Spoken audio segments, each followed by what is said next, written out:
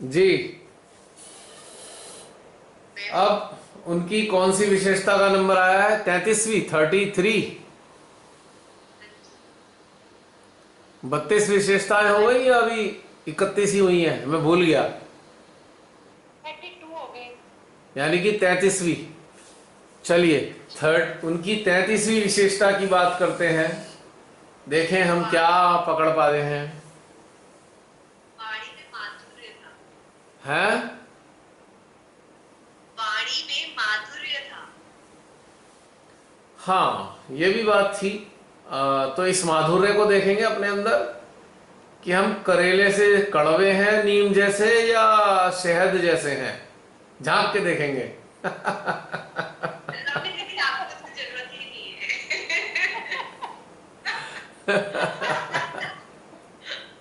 आपका भाई कैंसर। मैं तो इसमें फेल हूँ, 100% फेल हूँ मैं तो।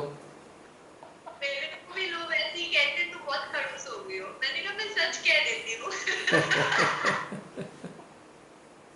पर बड़ा टैग मिल रहा है आजकल से। You are sarcastic queen.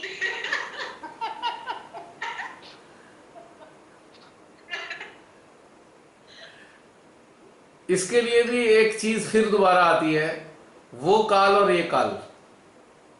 उस काल की एक तरीके से आवश्यकता रही कि ट्रांसफॉर्म होने के लिए बहुत टाइम था, तो माधुर्य का इस्तेमाल किया गया। आज तो हम जानते हैं ना, समय ही नहीं है, ये ट्रांसफॉर्म होगा ही नहीं।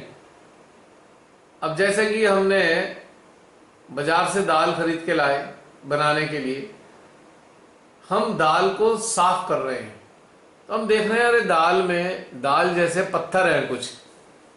क्या हम उन्हें दाल मान लें, या हम उन्हें चुन चुन कर बाहर फेंक देंगे कि नहीं भाई ये पत्थर है, ये गलेंगे नहीं, बल्कि पेट में जाके तकलीफ ही देंगे क्योंकि ये पत्थर है। तो चुनना जो है, ये काल चुनने का है। और चुनने वाले कौन है? श्री कल्कि साक्षात।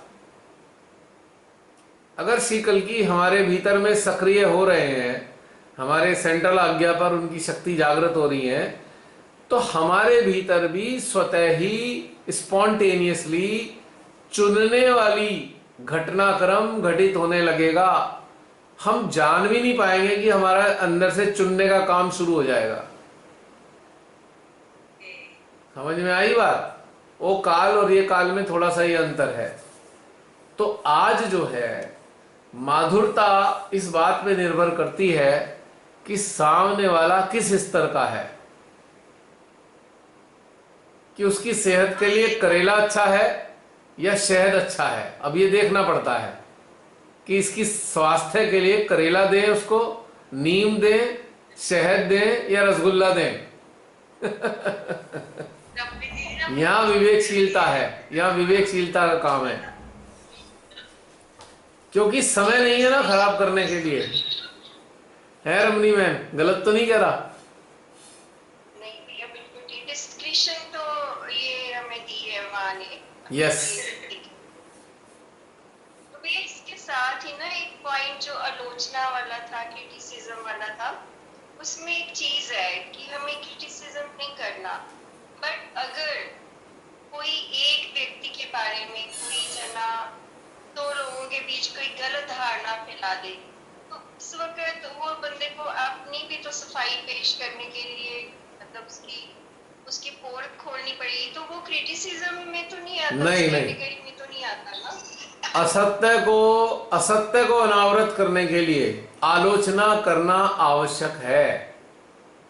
गलत कार्यों को रोकने के लिए आलोचना करना आवश्यक है।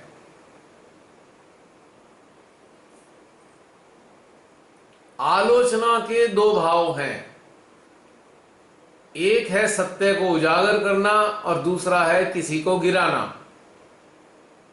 किसी को गिराने के प्रति जब हमारे अंदर भाव होते हैं तो यहां पर प्रतिक्रियाएं कार्य कर रही हैं। हम प्रतिक्रियात्मक दौर से गुजर रहे हैं, और हो सकता है हमारे भीतर की ईर्ष्या हमें आलोचना करने के लिए मजबूर कर रही हो कि किसी को पब्लिकली गिरा दिया जाए। और एक दूसरे प्रकार की आलोचना है, उसे सार्थक आलोचना कहते हैं, पहले वाली निरर्थक आलोचना है, नकारात्मक आलोचना है, और दूसरी आलोचना है सकारात्मक, यानी कि लोगों को उनके मानस पर छाए हुए अंधकार को दूर करने के लिए किसी मानव के गलत कार्यों से पर्दा उठाना। वो गलत कार्य इतने लोगों को हानि पहुंचा रहे होते हैं और उनसे पर्दा उठाने से जो लोग फंसे हैं या जो आने वाले समय में फंस जाएंगे उनके दुष्टों के चंगुल में, उससे बचाने के लिए आलोचना करना अत्यंत आवश्यक है। बल्कि मैं ये कहूंगा, हम जागृत लोगों का कर्तव्य भी है कि दुष्ट लोगों के चंगुल से बचाने के लिए उनकी उन सारी बातों की आलोचना पब्लिकली करना। मैं तो कहता हूं अखबार में छपवा दो, कोई बुराई नहीं है।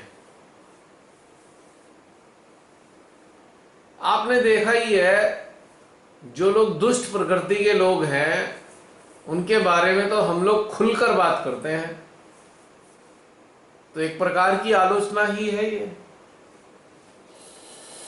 और ये करनी भी चाहिए। तो ये इसमें कोई बुराई नहीं बहन। चलिए, साईनाथ जी की 34वीं खासियत क्या थी?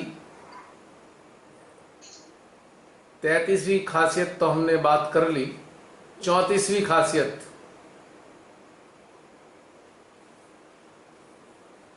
Thirty-fourth trait, speciality.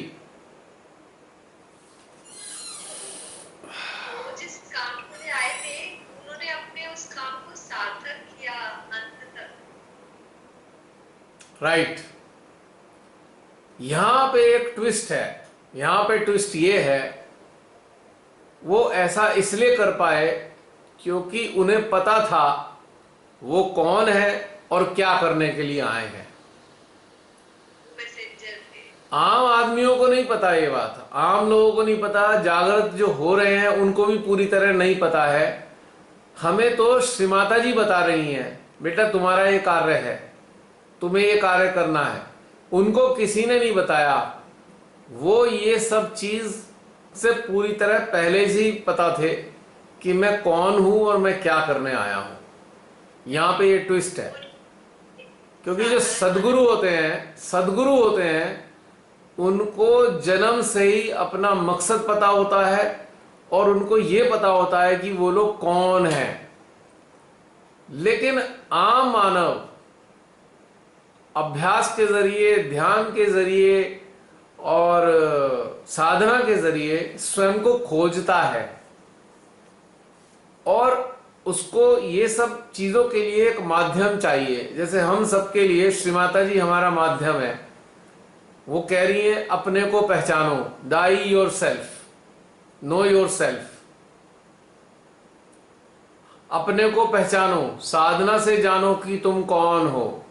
यानी कि सदगुरु जो होते हैं उनको अपने को जानना नहीं है क्योंकि उन्हें पता है, लेकिन आम मानव को अपने को पहचानना पड़ेगा। तो एक साधक साधिका जिनको आत्म साक्षात्कार प्राप्त होता है वो सदगुरुओं की श्रेणी में नहीं आते। वो गुरु तो हो सकते हैं पर सदगुरु नहीं हो सकते, क्योंकि हमें हमारा मकसद तो मालूम ही नहीं था। हमें तो अंदर से पता ही नहीं हम कौन है, कहां से आए हैं, क्या करने आए हैं, हमारा उद्देश्य क्या है, हमें कुछ नहीं मालूम। श्री माता जी ने पुनर्जीवित किया, उन्होंने बताया खोजो खोजो खोजो, अपने को खोजो। हम तो उस रास्ते में चल रहे हैं और खोज रहे हैं।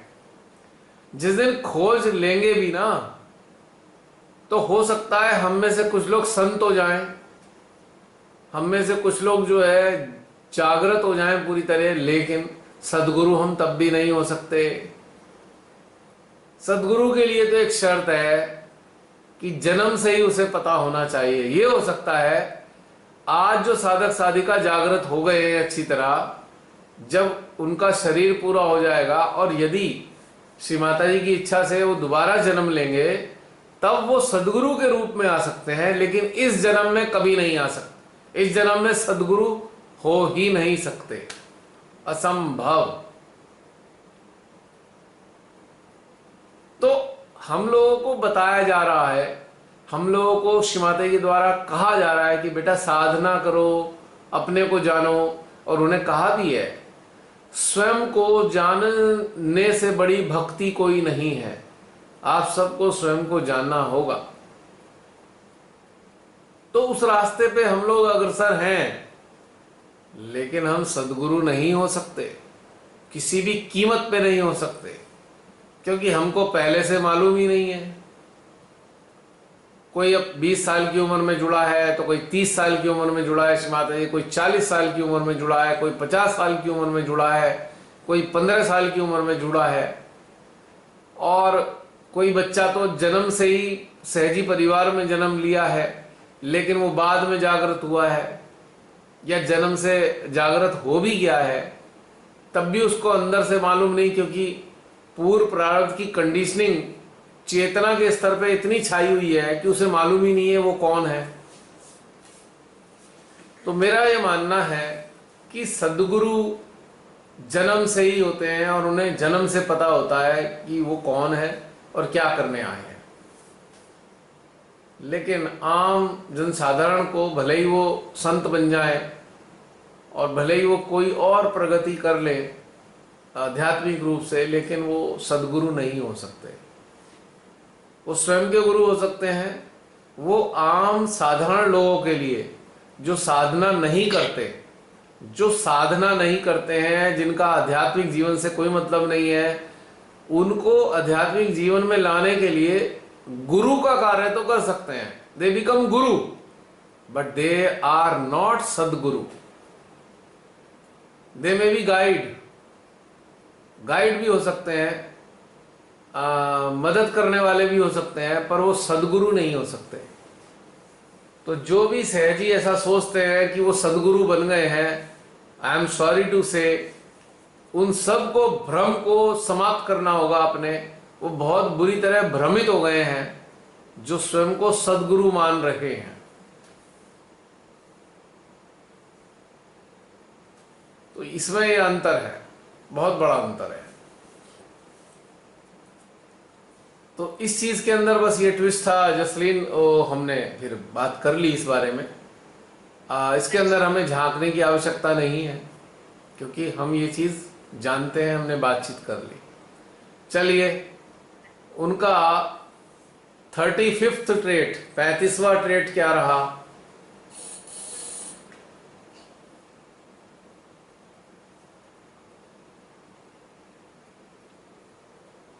और कोई बता दीजिए जिसके अंदर आ रहा हो, वरना फिर लास्ट में मैं बताऊंगा। अगर सब समाप्त हो गए हैं तो लास्ट में, समय भी हो रहा है, समय 1:30 बजने के आसपास का टाइम हो रहा है। जब उन्होंने अपना देह त्यागा, हाँ, तो भी सबको प्रेम शिक्षा दी। जैसे वो पूरा जब हिंदू मुस्लिम लड़ाई करने लगे थे, तो हाँ, शायद फूल बन गया था। हाँ, वो वो कबीरदास जी का था। कबीरदास जी, साईनाथ का नहीं था। साईनाथ का नहीं, कबीरदास जी का था।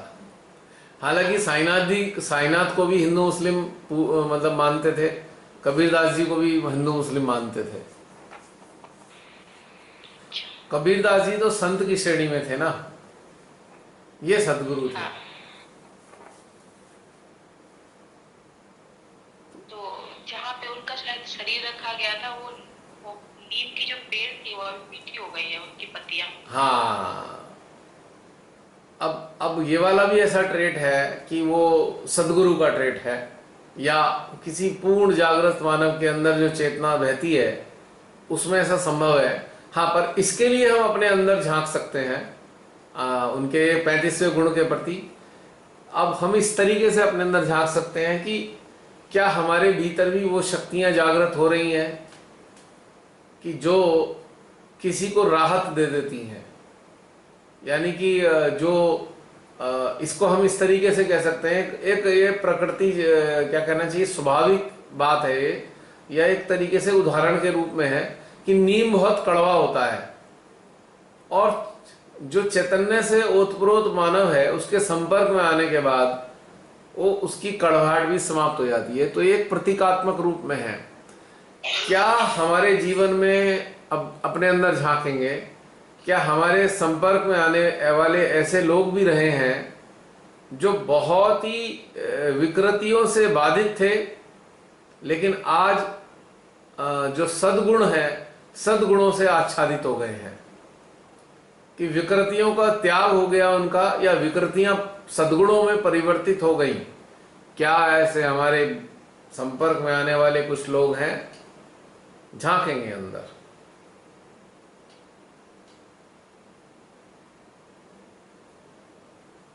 यदि ऐसा हुआ है तो हमारे भीतर भी साईनाथ जी का एक 35वें गुण का कुछ ना कुछ अंश मौजूद है।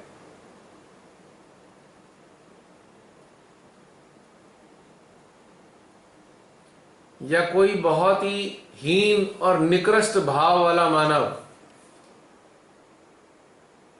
जो अपने आप को सबसे हीन समझता रहा हो, कमजोर समझता रहा हो, बेकार समझता रहा हो, उसकी निकृष्टता उत्कृष्टता में परिवर्तित होकर उसको अनुभव होने लगी हो,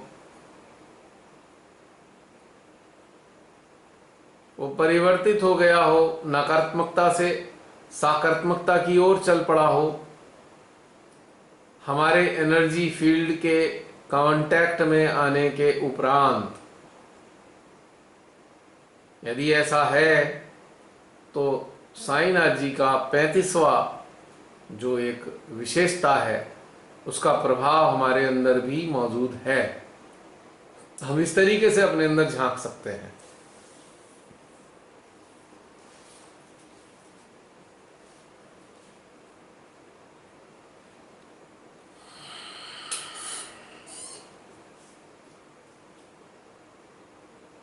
या हमारे संपर्क में आने वाले लोग सकारात्मक रूप से परिवर्तित होने लग गए हों।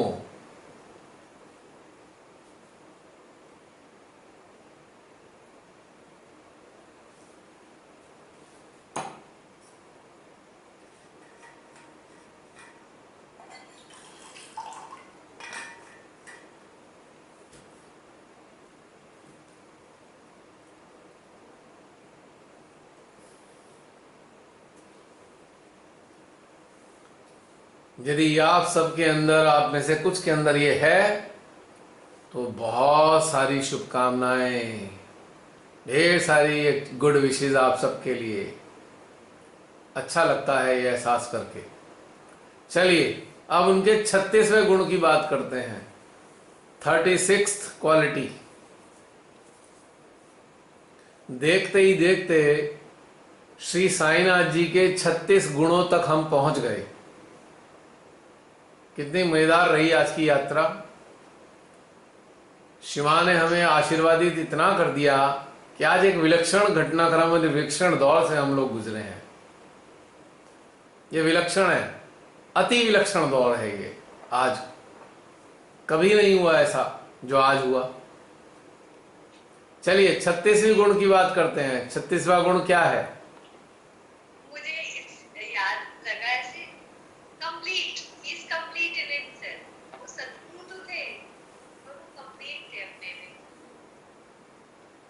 हाँ, तुम्हारा कहने का आशय ये है कि अपने आप को उन्होंने कभी किसी से इंफीरियर नहीं माना मानवीय स्तर पे, क्योंकि वो मानव के स्तर पे ही बने रहे, ज्यादातर तो वो मानव के स्तर पे ही रहे। तो उन्होंने स्वयं को कंप्लीट माना है कि भाई ठीक है, मैं जैसा भी हूं ठीक हूं, और फुलफिलमेंट उनके अंदर रहा। क्यों जसलीन? नहीं, मेरा ये वाला नहीं था। कंपेनियनशिप में जैसे बाकी जो सद्गुरु आए, वो रेस्ट जीवन उन्होंने जिया, या नहीं, मैं कंपेनियनशिप की बात नहीं कर रहा हूं। I am not talking about companionship. मैं बात कर रहा हूं उनकी वही बात के लिए कि उन्होंने अपने अंदर हीन भावना नहीं महसूस कराई। किसी भी लेवल पे उन्होंने अपने आप को हीन नहीं माना। हीन नहीं माना, नगण्य मानना, अपने को नगण्य मानना अलग चीज है, हीन मानना अलग चीज है। नगण्य हम जब मानते हैं जब हम ईश्वर को सबसे बड़ा मानकर कहते हैं प्रभु आप ही हो, हम कुछ भी नहीं है, तो ये तो नगण्यता है। ये एक सकारात्मक भाव है या ट्रेट है। लेकिन हीन भावने का मतलब है कि हम हीन मान रहे हैं अपने को। हीनता का मतलब है हम अन्य लोगों की तुलना में अपने आप को हीन मान रहे हैं। तो उन्होंने तो अपने को तोला ही नहीं किसी से, अतुलनीय रहे। यानी कि जैसे अक्सर मैं भी आपसे ये कहता हूं, we all are unique, nobody is like anybody. कोई किसी जैसा नहीं है, हम सब यूनिक हैं। तो ये जो यूनिकनेस की भाव उन्होंने अपने अंदर महसूस कराते रहे वो, या कमतर नहीं है तो कंप्लीट है। जो तुलना नहीं करता है तो अपने आप को कंप्लीट ही मानता है ना। जो अपने आप को इंफीरियर नहीं समझता वो कंप्लीट है, खत्म। तो ये वाली भावना हमारे अंदर है क्या? अब जरा झांकेंगे कि ये जो 36वां ट्रेट है हमारे अंदर, उनका क्या मौजूद है? क्या हम अपने आप को हीन मानते रहते हैं अन्य लोगों से? अपने आप को सुपीरियर मानते हैं लोगों से कि इनफीरियर मानते हैं? ये दोनों ही स्थितियां इनकम्प्लीट शो करती हैं हमें। यदि हम अपने आप को ये अनुभव करते हैं कि हम किसी जैसे नहीं हैं, तो निश्चित रूप से हमारे अंदर पूर्णता का एहसास है। हीनता पूर्णता का अनुभव नहीं होने देती, और पूर्णता यदि हमारे अंदर अनुभव होती है तो हमारे अंदर हीनता का भाव, तुलना का भाव कभी नहीं आता है। क्या हमारे भीतर में यह अनुभूति है?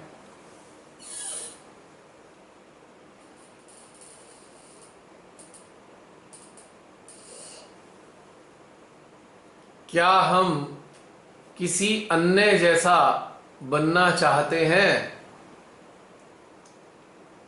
हमारे अंदर ये टेम्पटेशन है कि अरे अरे ये बहुत बढ़िया मानव है या बहुत ऊंचे दर्जे का है, हम भी इस दर्जे पर पहुंचे। क्या हमारे अंदर यह आभास होता है?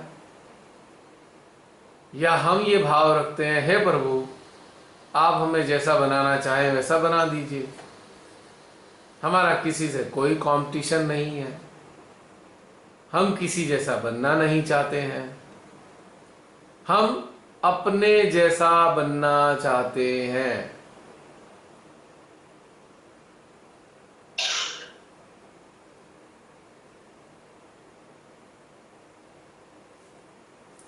तो 36वां ट्रेट बहुत मजेदार रहा। अब आते हैं हम 37वें ट्रेट की बात करते हैं।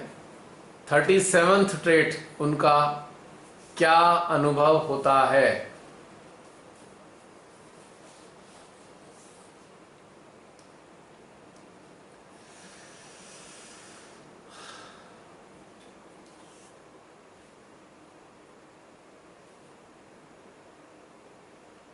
कोई बताएगा?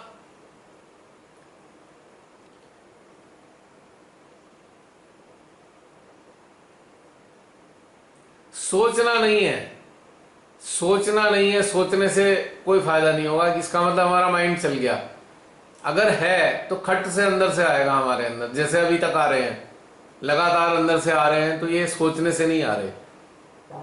यानी कि उनकी जो एग्जिस्टेंस हमारे अंदर मौजूद है, 10 आदि गुरुओं में एक वो भी है, और उनकी एग्जिस्टेंस हमारे अंदर है, और हमारी चेतना और चित्त उनके ऊपर है।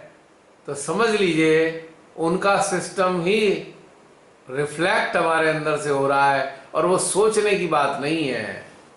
इसका माइंड से कोई संबंध नहीं है, इसका ब्रेन से कोई संबंध नहीं है। ये तो डायरेक्ट रिफ्लेक्शन आ रहा है हार्ट में उनका। अब इतने सालों से हम प्रैक्टिस क्या कर रहे हैं कि जिस पर चित्त रखोगे उनका रिफ्लेक्शन हमारे अंदर आएगा। So this is sheer reflection, this is not thinking. भले ही हमारे माइंड में उनकी बहुत सारी स्टोरीज हों, पर इस वक्त इंस्टेंट जो रिफ्लेक्शन आ रहा है वो हमारे अंदर उनके एग्जिस्टेंस के कारण आ रहा है। ये मिस्ट्री थी जो अभी अभी आप सबके सामने रिवील किया है। जिसे हम सोचना कह रहे थे, जिसे हम सोच रहे थे, उन्होंने पिक्चर देखी, हमने मूवी में देख लिया, सीरियल में देख लिया, ये सब बाहर की चीजें हैं। असली चीज क्या है? He is there inside us, active हैं तो रिफ्लेक्ट कर रहे हैं, क्योंकि हमारा अटेंशन उन पे है तो उनका रिफ्लेक्शन आ रहा है बहुत सारी चीजों का। हाँ, हम उनमें मेमोरी को कह सकते हैं, उनकी बहुत सारी मूवीज की मेमोरी हमारे अंदर है, लेकिन जो उनकी एग्जिस्टेंस है फटाफट उनसे आ रहा है, खटाखट जो आ रहा है सबके। तो चलिए, 37वां ट्रेट क्या है उनका? जय श्री माता जी। हाँ, वहाँ शिरडी में ना एक बहुत बड़ा लाखुड़ जलता है। जब साईनाथ थे तब से वो लाखुड़ जलता रहा है, अभी भी है, वो बुझता नहीं है, अग्नि तत्व।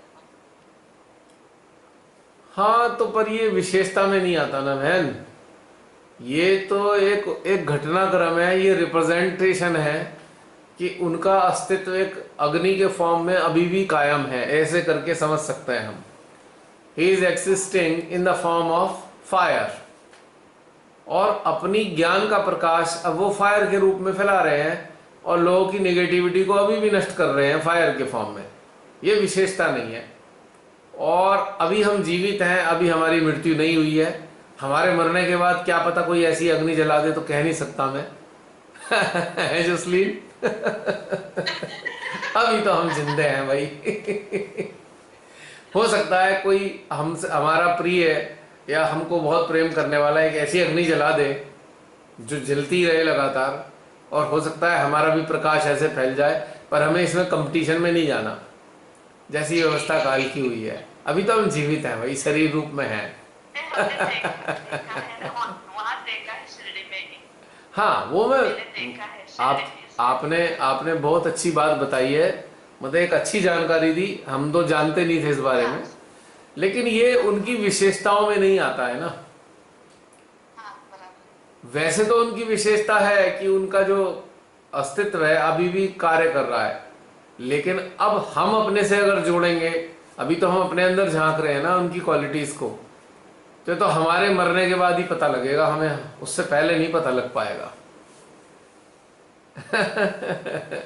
हाँ, हम चाहे तो ऐसी इच्छा रख सकते हैं, दैट्स अनदर थिंग। तो बताइए 37वीं क्वालिटी। उन्होंने अकेले सब काम किए। Yes, that's the point, beautiful. मैं तो कंपेनियनशिप 36 वाले में बोल रही थी ना, वो शब्दों का हेरफेर हो गया, ये कहना चाह रही थी मैं, अकेले मतलब हर चीज। वो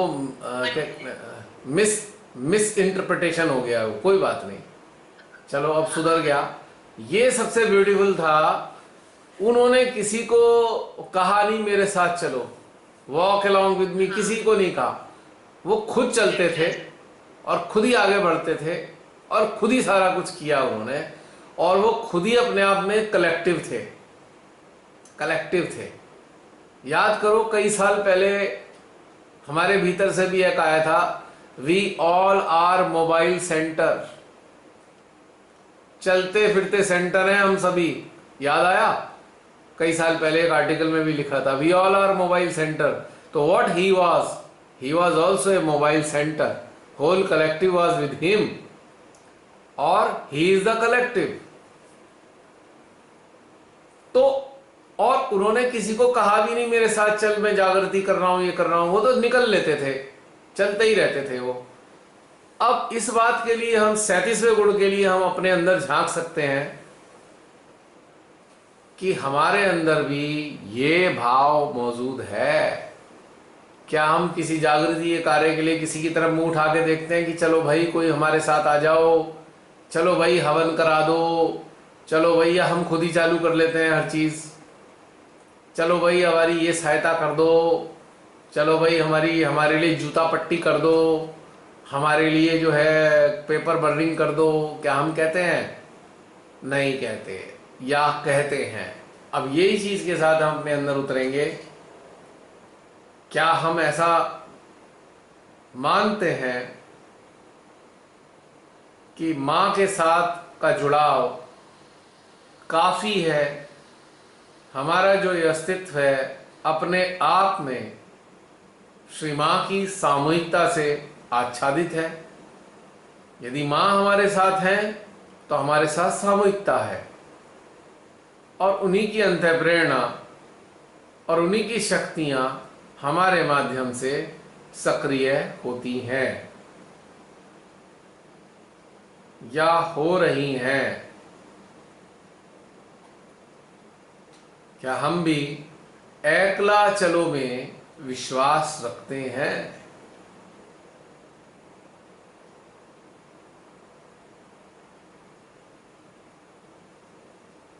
क्या हम भी स्पिरिचुअल लेवल पे इंडिपेंडेंट हैं, इंडिपेंडेंस के साथ कार्य करते हैं?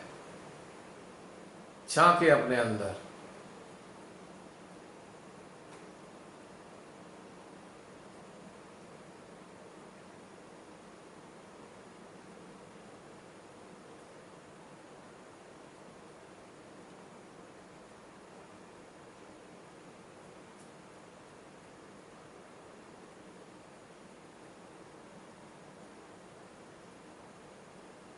चलिए, इसको भी झांका हमने। अब उनका 38वां गुण, 38वीं विशेषता साईनाथ जी की।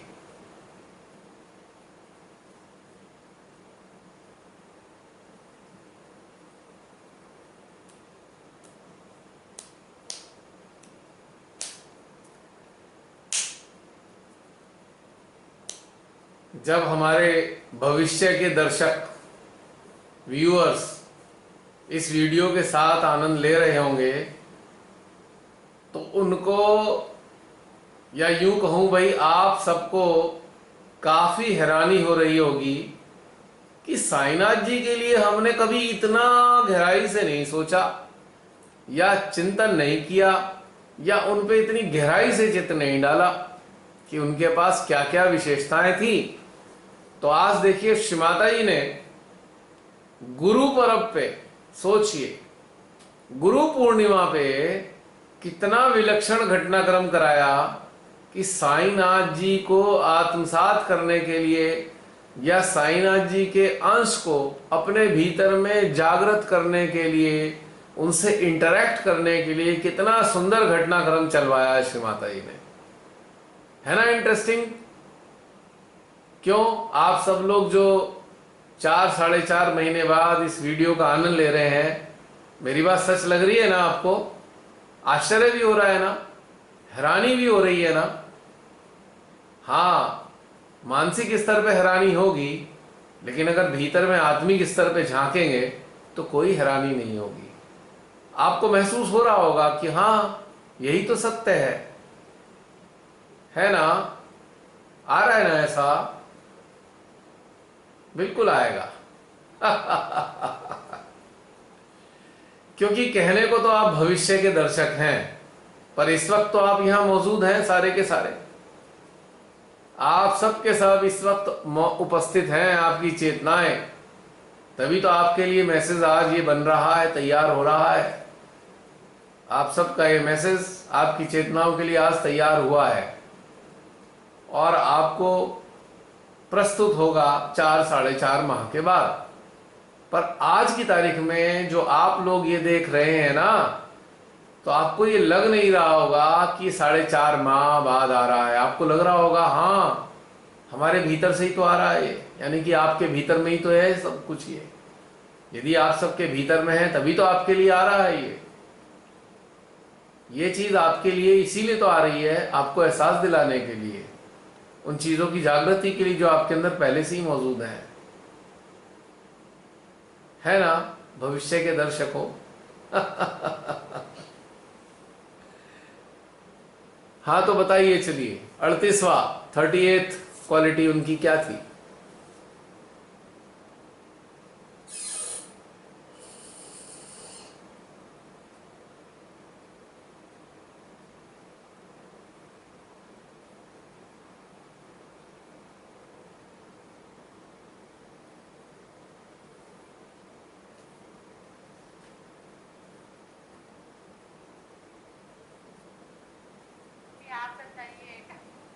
मैं बताऊं, चलिए एक इंटरेस्टिंग बात करते हैं, एक इंटरेस्टिंग काम।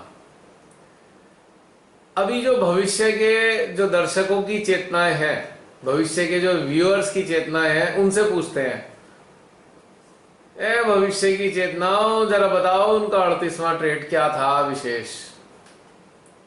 अब इन भविष्य की चेतनाओं का कम्युनिकेशन आपके भीतर में आएगा, हार्ट में। महसूस कीजिए क्या बताना चाह रहे हैं वो। आ गया, भविष्य की चेतनाओं के हृदय से आया है कि उन्होंने आने वाले समय की कभी चिंता नहीं की। यानी कि अभी दोपहर का भोजन खाया है, तो दोपहर के भोजन के बाद खाते खाते उन्होंने अपने रात्रि के भोजन की कभी परवाह नहीं करी है। यानी कि वो पूरे की पूरे निश्चिंत और विश्वस्त थे कि जो प्रभु हैं अपने आप ही व्यवस्था करेंगे, हम काहे को टेंशन लें। तो भविष्य के व्यूअर्स, आप सबकी चेतनाओं ने मुझे आप में से किसी की ये बताया है अभी कि उन्होंने भोजन की व्यवस्था के लिए कभी चिंता नहीं करी। मैं कहाँ रहूंगा अगले दिन, और मैं क्या खाऊंगा, और मैं क्या पहनूंगा, अपने लिए उनकी कोई परवाह नहीं थी कभी। छोड़ देते थे वो, जैसे रखना है रख लो भाई, है साईं, जैसे रखे वैसे रख ले। अब अपने अंदर झांकेंगे, क्या ये ट्रेट हमारे अंदर मौजूद है कि हम अपने भोजन के, अपने वस्त्र की, अपनी व्यवस्था की इतनी चिंता करते हैं, टेंशन में आ जाते हैं कि अगले पल क्या होगा, अगले दिन क्या होगा, शाम को क्या होगा, 4 दिन बाद क्या होगा। या परमेश्वरी पे सब स्वेच्छा से छोड़ देते हैं कि जो होगा हो जाएगा, कोई बात नहीं, देखा जाएगा। झांकेंगे सीरियसली।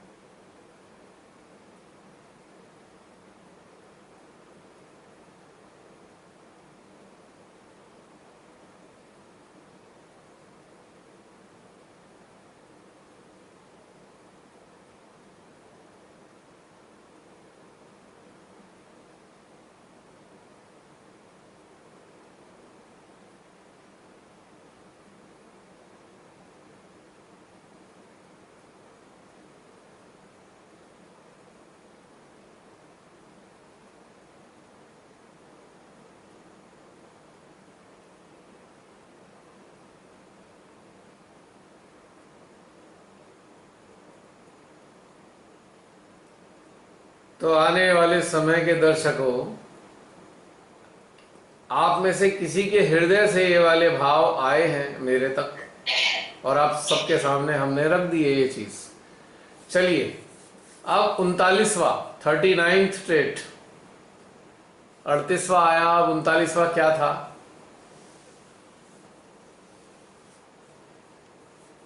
यदि आपके अंदर से नहीं आएगा तो फिर भविष्य वालों से पूछना पड़ेगा मुझको, सोच लीजिए। भैया एक आया अंदर से। आया, बताओ 39वां। वो जात पात को नहीं मानते थे वो बिल्कुल भी। वो पहले हो चुका, मतलब हो चुका है।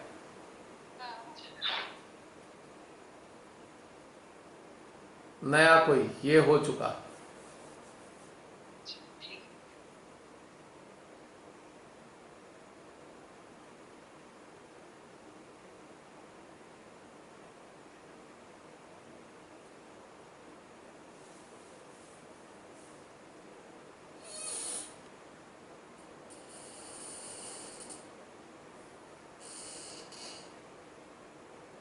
जय श्री माता जी भैया। जय श्री माता जी। वो शरीर का लाल कभी नहीं करते थे, वो कहाँ पे हैं? जमीन पर सोते। आप थोड़ा जोर से बोलिए। शरीर का वो माइक मेरा चार्जिंग वो खत्म हो रहा है। नहीं, चार्जिंग खत्म हो रहा है। हाँ चार्जिंग ठीक है, क्या बोला आपने। वो शरीर का वो लाल नहीं करते, शरीर का वो ध्यान नहीं देते थे ना, कहाँ भी सोते थे जमीन पर। इस पे हो चुकी बात बहन, ये भी पुराना हो गया, हो गई बात इस पे। देहाभास से मुक्त थे, हाँ, देह की चिंता नहीं करते, हो चुकी बात। और कोई चीज बताइए। अब तो आप सोचने लग रहे हैं, ये सोचने से मजा नहीं आ रहा। अगर सोच रहे हैं इसलिए ये रिपीट हो रही हैं चीजें, अगर सोचते नहीं तो रिपीट नहीं होती। वो निकल भी नहीं पा रहा है सोचने से ना। निकल नहीं पा रहा। चलिए, अब जो अंतिम वाला है, होंगे अभी और भी बहुत सारे, लेकिन अंतिम जो वाला जो है, अब समय भी हो रहा है, समय को देखते हुए अब एक ट्रेड और है मेरे भीतर से आ रहा है, इसको हम अंतिम मान लेंगे।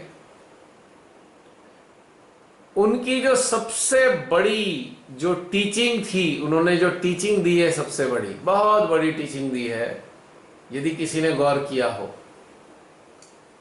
वो कभी किसी मंदिर मस्जिद गुरुद्वारे में नहीं गए। उन्होंने ये नहीं सिखाया कि जाके किसी मंदिर में पूजा उपासना कर लो। उन्होंने ये सिखाया है कि आप ही के भीतर तो मंदिर है, आप ही के भीतर में तो परमात्मा रहते हैं। कितनी बड़ी टीचिंग थी। एक प्रकार से आपके भीतर में रहने वाले परम प्रिय परमात्मा से उन्होंने जोड़ने की टीचिंग दी है हमको, कि स्वयं से जुड़ो और भीतर में सब कुछ है। तो बाह्य रूप से ये सारे झंझट वंझटों को उन्होंने परे ही रखा है। तो चलिए, अब हम अपने भीतर में उतरते हैं और देखते हैं कि हमारे कई जन्मों से चली आ रही कंडीशनिंग, मंदिर जाने वाली जो कंडीशनिंग है, क्या हमारे भीतर में अभी भी मौजूद है, या हम जहां हैं जैसे हैं अपने ही भीतर के मंदिर का आनंद लेते हैं और अपने ही भीतर के मंदिर में अपने ईष्ट का दर्शन करते हैं, उनके सानिध्य का लाभ उठाते हैं, उनको अपने भीतर में करीब से करीब पाते हैं। और किसी भी मंदिर मस्जिद गिरजा गुरुद्वारे और आज सेंटर्स में जाने पर माँ को ढूंढने की इच्छा नहीं होती कि सेंटर में माँ मिलेंगी, अपने ही भीतर में माँ को पाते हैं। यानी कि इस प्रकार की बाह्य गमन की कंडीशनिंग से हम मुक्त हैं या इस कंडीशनिंग से अभी युक्त हैं। क्या मंदिर मस्जिद गिरजा गुरुद्वारे या सेंटर ना जाने पर हमारे भीतर में अपराध बोध का अनुभव होता है, या हम इस प्रकार के समस्त नकारात्मक भावों से परे हैं और अपने भीतर के मंदिर का हर पल आनंद लेते हैं और अपने भीतर में एक एक रोम छिद्र पे रहने वाले देवी देवताओं की सामूहिकता को उचित मानते हैं, या उसका आनंद लेते हैं, या उसको समझ लीजिए पूर्ण मानते हैं, महसूस करते हैं। हाँ, मिलने जाना हो तो चले जाते हैं मिलने इधर उधर लोगों से, पर क्या हमें कमी खलती है कि अरे हम 2 साल से सेंटर नहीं गए, हम 1 साल से सेंटर नहीं गए, हम तो हर हफ्ते जाते थे, हाय भगवान श्री माता जी सेंटर कब खुलेंगे, हम कब जाएंगे, हम कब सामूहिकता का आनंद लेंगे।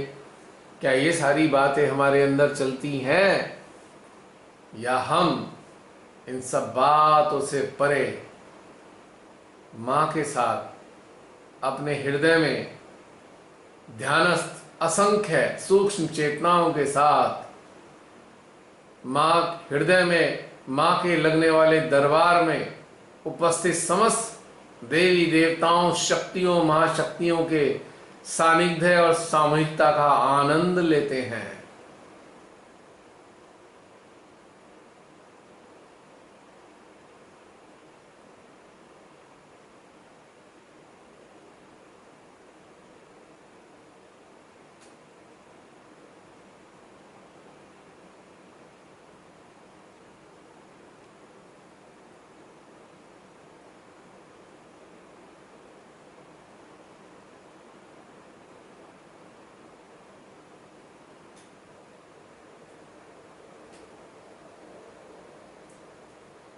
तो ये आज श्री साईनाथ जी के जो वास्तव में सत्य थे, उसके बाद का जो साईनाथ आया है वो तो दुष्ट था, जिसने अपने आप को सत्य साईं बताया। वास्तव में साईनाथ ही तो सत्य थे। बालों वाले। हाँ, वो तो तांत्रिक था, श्रीमती ने कहा महिषासुर था वो। एनीवे, तो हमारा कहने का मतलब है कि आज देखिए, अब कुछ भी बात करने से पहले हम सबसे पहले अपने ही हृदय में स्थित श्री माता जी को गुरु रूप में और उनके साथ उनके पुत्र श्री साईनाथ जी को श्रद्धा के साथ प्रणाम करते हैं और उनके प्रति अनुग्रहितता दिखाते हुए अपने भाव रखते हैं। हे साईनाथ जी, धन्य हैं आप।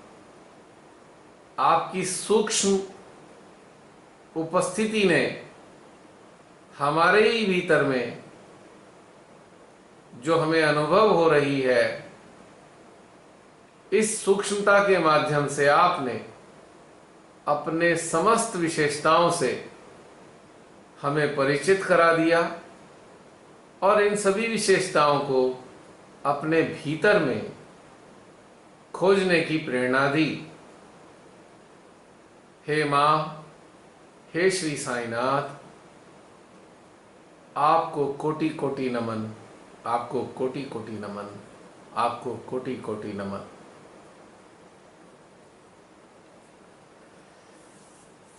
देखिए आज कितना मजेदार रहा। इसीलिए तो हम कहते हैं मालूम नहीं आज की यात्रा किधर की ओर मुड़ेगी, कोई नहीं जानता। और यही इसकी ब्यूटी है कि यात्रा का पता ही नहीं किधर को चली जाए। तो इसी के साथ समाप्त करते हैं। और किसी ने यदि कुछ कहना है तो कह सकते हैं, वरना समाप्त कर देते हैं। समाप्त कर दें, बोल दें जय श्री माता जी सभी को। अगले सप्ताह के लिए फिर मिलेंगे, फिर किसी अगली यात्रा पे होंगे। ठीक है, जय श्री माता जी। और सभी को गुरु पूर्णिमा बहुत बहुत मुबारक हो, सार्थक हो, और आप सब अपने भीतर में अपने गुरुत्व को पाएं, प्राप्त करें। यही हमारी आप सबके लिए शुभकामना है। जय श्री माता जी।